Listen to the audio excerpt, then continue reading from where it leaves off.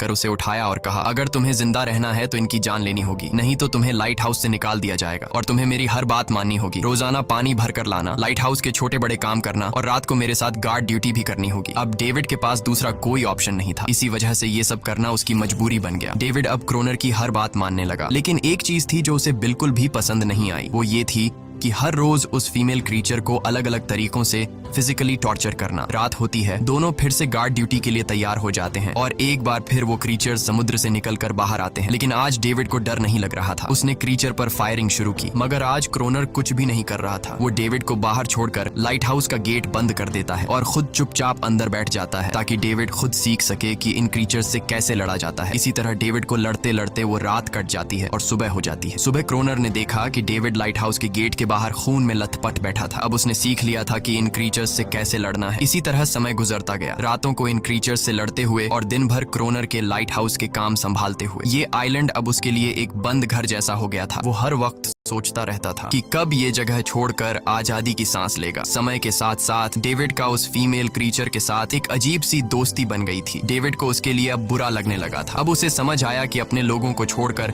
अकेला रहना कितना मुश्किल होता है। शायद वो क्रीचर भी कुछ ऐसा ही महसूस करती थी। डेविड ने उस क्रीचर को एक नाम भी दिया, अनारियस। इसी तरह से दिन गुजरते गए और फिर एक दिन उन्होंने देखा कि इन क्रीचर्स के अटैक्स धीरे धीरे कम हो रहे हैं। डेविड सोचता है शायद सर्दियों में वो कहीं और चले जाते हैं, या फिर शायद उन्हें समझ आ गया था कि इन दोनों से लड़कर कुछ हासिल नहीं होगा। लेकिन क्रोनर ने उससे कहा कि ऐसा बिल्कुल नहीं है, वो फिर से अटैक करेंगे। अब वो अपनी संख्या बढ़ा रहे हैं। कुछ और दिन ऐसे ही गुजर गए। एक रात डिनर के बाद क्रोनर और डेविड ने टाइम पास के लिए चेस खेलना शुरू किया, लेकिन यहीं पर क्रोनर से एक बड़ी गलती हो गई। वो दोनों खेल में इतने उलझ गए कि लाइट हाउस की लाइट्स ऑन करना ही भूल गए। अंधेरे का फायदा उठाकर क्रीचर्स ने उन पर अटैक कर दिया। डेविड ने देखा कि क्रीचर्स की संख्या इतनी ज्यादा थी कि दो लोग मिलकर भी ज्यादा देर तक नहीं लड़ सकते थे, और इस बार उनके पास कोई प्लानिंग भी नहीं थी। गन्स की बुलेट्स भी ऑलमोस्ट खत्म हो चुकी थी। किसी तरह बचते बचाते वो लाइट हाउस के टॉप तक पहुंच गए, लेकिन इस बीच क्रोनर के पैर में गहरी चोट आ गई। वो क्रीचर्स आज उन पर भारी पड़ गए थे। दोनों को लगा कि आज उनकी मौत पक्की है, लेकिन खुशकिस्मती से सुबह हो गई। जैसे ही सूरज धीरे धीरे उभरता है,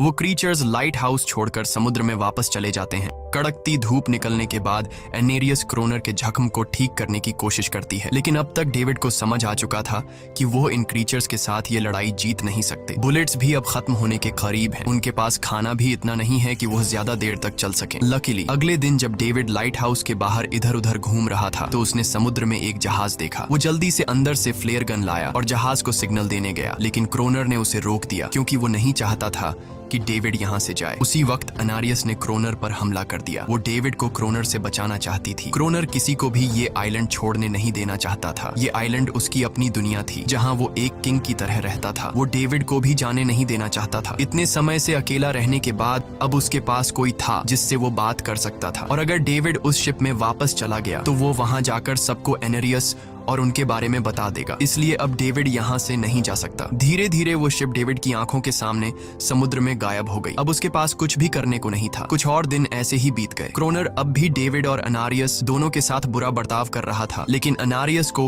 वो खास तौर पर मारता था, जो डेविड को बिल्कुल पसंद नहीं था। एक दिन डेविड ने अनारियस को एक छोटी टॉय बोट गिफ्ट में दी जो उसने किसी मछली की हड्डी से बनाई थी। लेकिन जब अनारियस ने उस बोट को देखा तो वो डेविड को आइलैंड के एक ऐसे कोने में ले गई जहाँ सचमुच एक असली बोट रखी थी। जब डेविड ने इस बोट के बारे में क्रोनर से पूछा तो उसने कहा हाँ, उसे पहले से पता था कि आइलैंड के इस हिस्से में एक बोट है। क्रोनर कहता है कि कुछ लोग इस आइलैंड तक बोट के जरिए अपनी जान बचाने आए थे, लेकिन सुबह होने से पहले उनमें से कोई भी जिंदा नहीं बचा। सबको इन क्रीचर्स ने मार दिया। वो सब शिप में गोला बारूद ले जा रहे थे, लेकिन समुद्र में आए तूफान की वजह से उनका शिप इसी आइलैंड के पास डूब गया। ये सब सुनते ही डेविड के दिमाग में एक आइडिया आया। उनके पास एक डाइविंग सूट जैसा कुछ था। डेविड ने कहा कि अगर हम दोनों में से कोई उस सूट को पहनकर समुद्र के उस हिस्से में जाए जहां वो शिप डूबी थी, तो हो सकता है उन्हें कुछ बुलेट्स या डायनामाइट मिल जाए जिससे इन क्रीचर्स से लड़ना आसान हो जाए। लेकिन क्रोनर ने इस बात को मानने से इनकार कर दिया, पर डेविड अपनी जान को खतरे में डालकर ये काम करने को तैयार था। कुछ और दिन ऐसे ही गुजर गए। डेविड और अनारियस के बीच एक गहरा कनेक्शन बन गया। डेविड उसे पसंद करने लगा था। इन दोनों को रोमांस करते हुए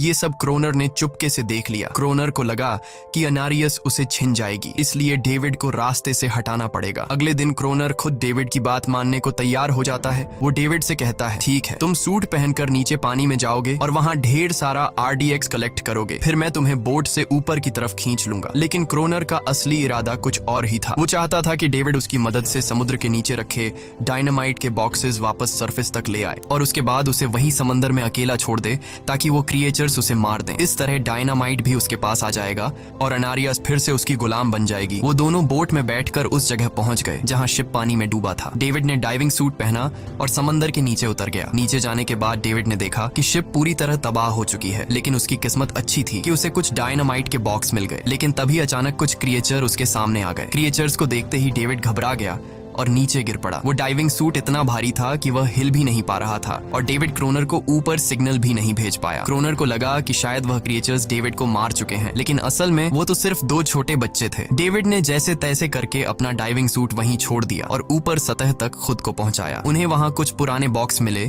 जिनमें डायनामाइट था। इसके बाद यह दोनों काम पर लग गए। उन्होंने लाइट हाउस के आसपास 2 लेयर्स में डायनामाइट बिछा दिया ताकि जब अगला हमला हो तो वे मॉन्स्टर्स को एक ही बार में खत्म कर सकें। कुछ महीने बीत गए और बर्फबारी का मौसम आया, लेकिन एक बार फिर वो क्रिएचर्स गायब हो गए। अचानक से अटैक बंद हो चुके थे, जैसे क्रिएचर्स को खबर मिल गई हो कि उनके लिए जाल बिछाया गया है, इसीलिए अब वो अटैक नहीं कर रहे थे। क्रोनर को लगा कि शायद एनारियस ने उन क्रिएचर्स को खबरदार कर दिया है, जिसकी वजह से वो एनारियस पर जुल्म करने लगा, लेकिन डेविड ने उसे रोक लिया। आखिर में दोनों ने मिलकर एक नया प्लान बनाया, लाइट हाउस का मेन गेट खुला छोड़ने का, ताकि जैसे ही वो क्रिएचर्स पास आए डायनामाइट से उन सबको उड़ा दिया जाए। डेविड ने चालाकी से काम लेते हुए एनारियस को लाइट हाउस के टॉप पर चीखने को कहा। एनारियस की आवाज सुनते ही सभी क्रिएचर्स गुस्से से भड़क उठे। क्रिएचर्स ने जब देखा कि लाइट हाउस का मेन गेट खुला हुआ है तो उन्हें लगा कि यह अच्छा मौका है एनारियस को छुड़ाने का, लेकिन असल में यह उनके लिए एक चाल थी। कुछ ही देर में वह क्रिएचर समंदर से बाहर निकलने लगे। वे सीधे मेन गेट की तरफ बढ़े और अंदर घुसते ही डेविड पर हमला कर दिया। डेविड भी हिम्मत दिखाता है और क्रिएचर से जान छुड़ा लेता है। जैसे ही वे सभी क्रिएचर लाइट हाउस के पास पहुंच जाते हैं तो क्रोनर डायनामाइट का लीवर दबा देता है, लेकिन ब्लास्ट नहीं होता। असल में डेविड ने उसका कनेक्शन खोल दिया था और क्रोनर उसे दोबारा लगाना भूल गया था। डेविड तुरंत ऊपर भागता है और डायनामाइट का वायर जोड़ना शुरू करता है। तब तक वो क्रिएचर्स लाइट हाउस पर चढ़ने की कोशिश कर रहे होते हैं, जिन्हें सिर्फ अकेला क्रोनर रोकता है। जैसे ही कनेक्शन पूरा होता है डेविड पहला लेयर उड़ा देता है, जिससे कई क्रिएचर्स ब्लास्ट में खत्म हो जाते हैं, लेकिन अभी भी काफी मॉन्स्टर्स लाइट हाउस पर हमला करने के लिए तैयार होते हैं। इस वजह से क्रोनर दूसरा लेयर भी ब्लास्ट कर देता है। दोनों उस जोरदार धमाके में बेहोश हो जाते हैं। अगली सुबह जब दोनों होश में आए तो उन्होंने देखा कि एनारियस वहां नहीं थी। ब्लास्ट में चारों तरफ मरे हुए क्रिएचर्स पड़े थे। क्रोनर उन सबको मार रहा था जो जख्मी हालत में जिंदा बचे थे। तभी डेविड की नजर उनमें से एक के गले में लटके एक नेकलेस पर पड़ी। उस क्रिएचर को तड़पता हुआ देखकर डेविड को उस पर तरस आ जाता है और उसे अपनी गलती का एहसास हो जाता है। जिन क्रिएचर्स को वह अब तक खूंखार समझते आए थे वो भी इंसानों की तरह थे, सिर्फ बोल नहीं सकते थे। लेकिन क्रोनर के लिए यह सब बेकार बातें थीं। उस दिन के बाद वह क्रिएचर्स फिर कभी अटैक नहीं कर पाए, लेकिन हर दिन समंदर के किनारे से रोने की आवाजें आती थीं। डेविड को अब तक नहीं पता था कि उन्होंने कितना बड़ा नुकसान कर दिया था, कितनी फैमिली टूट गई, कितने बच्चों ने अपने लोग खो दिए सिर्फ एक गलतफहमी की वजह से। अगले दिन डेविड ने समंदर में उन क्रिएचर्स के कुछ छोटे छोटे बच्चों को देखा, वो सब जिन्होंने अपने परिवार खो दिए थे। डेविड ने पत्थरों का एक गोल सर्कल बनाया और उसके बीच में वह छोटी टॉय बोट रख दी ताकि एनारिस उसे देखकर वापस लौट आए। डेविड ने कई घंटे इंतजार किया, लेकिन एनारिस कभी वापस नहीं आई। सुबह नींद से जागने के बाद डेविड ने देखा कि क्रोनर सो रहा है। क्रोनर के पास कुछ पुरानी चीजें रखी थीं, उनमें एक पुरानी तस्वीर भी थी और जैसे ही डेविड ने उस तस्वीर को देखा वह हैरान रह गया। वह लड़की जिसका फोटो उसने पहले दिन पुराने ऑफिसर रॉबर्ट की डायरी में देखा था, वह कोई और नहीं बल्कि क्रोनर की पत्नी थी और फोटो में क्रोनर उसके साथ खड़ा था। असल में 1 साल पहले आए वेदर ऑफिसर रॉबर्ट मरा नहीं, बल्कि उसने अपनी पहचान बदल दी थी, यानी क्रोनर ही वेदर ऑफिसर रॉबर्ट है। बस उसने अपना नाम बदल लिया था क्योंकि अब वह कभी इस आइलैंड को छोड़ना नहीं चाहता था। ये सब देखकर डेविड ने भी यह उम्मीद छोड़ दी कि वह कभी इस आइलैंड से जा पाएगा। अगले दिन शाम को जब डेविड समंदर के किनारे गया उसने देखा कि उस सर्कल में रखी छोटी बोट अब वहां नहीं थी, लेकिन उसी जगह पर उसने एक क्रीचर का छोटा सा बच्चा देखा जिसके हाथों में वह बोट थी। डेविड ने अपने हाथ में जलती हुई लकड़ी को उस सर्कल के बीच में फेंक दिया ताकि वह दिखा सके कि उसका इरादा लड़ने का नहीं है और उसे किसी को खतरा महसूस न हो। वह उनके साथ दोस्ती करना चाहता था। कुछ ही देर बाद समंदर की लहरों से एनारिस निकलती है और उसके पीछे पूरा क्रीचर्स का ग्रुप भी समंदर से बाहर आता है, लेकिन इस बार कोई भी डेविड पर अटैक नहीं करता क्योंकि वे भी अब शांति चाहते हैं। उनका इरादा सिर्फ एक सुरक्षित जगह पाने का था अपने बच्चों के लिए। लेकिन तभी वहां क्रोनर हाथ में बंदूक लिए पहुंच जाता है। क्रोनर को लगता है कि अगर शांति हो गई तो उसे सबसे ऊपर होने का एहसास कैसे होगा। डेविड उसे समझाने की कोशिश करता है कि ये क्रीचर्स लड़ना नहीं चाहते, ये शांति चाहते हैं। लेकिन ग्रोनर किसी की नहीं सुनता। वो एनेरियस से चिल्लाकर कहता है अंदर चली जाओ। लेकिन ये पहली बार था कि एनेरियस ने उसकी बात नहीं मानी, क्योंकि अब वह उसकी नौकरानी नहीं थी। यह देखकर क्रोनर को लगता है कि अब इस आइलैंड पर उसकी बादशाहत नहीं रही। क्रोनर खुद को अंदर से कमजोर महसूस करने लगता है क्योंकि अब कोई भी उसका हुक्म नहीं मान रहा था। गुस्से में उसने लाइट हाउस की तरफ कदम बढ़ाए। डेविड को लगा शायद क्रोनर को अब समझ आ गया होगा कि हर एक जानवर आजादी चाहता है, कोई भी किसी का गुलाम बनकर नहीं जीना चाहता। लेकिन क्रोनर के सर से बादशाहत का भूत कहां उतरने वाला था। जैसे ही वह लाइट हाउस पहुंचा, उसने सिग्नल गन से एक फ्लेयर छोड़ी जो सीधा जाकर एक क्रीचर के बच्चे से टकरा गई। उस बच्चे की तुरंत मौत हो गई। सभी क्रीचर्स डर के मारे भाग गए और एनेरियस ने भी डेविड पर अपना पूरा भरोसा खो दिया। गुस्से से पागल डेविड तुरंत लाइट हाउस की तरफ भागता है क्रोनर को सबक सिखाने। डेविड उससे लड़ने लगता है, क्यों किया तूने ये सब? ये लोग तो बस शांति चाहते थे। लेकिन क्रोनर इतना हिंसक हो चुका था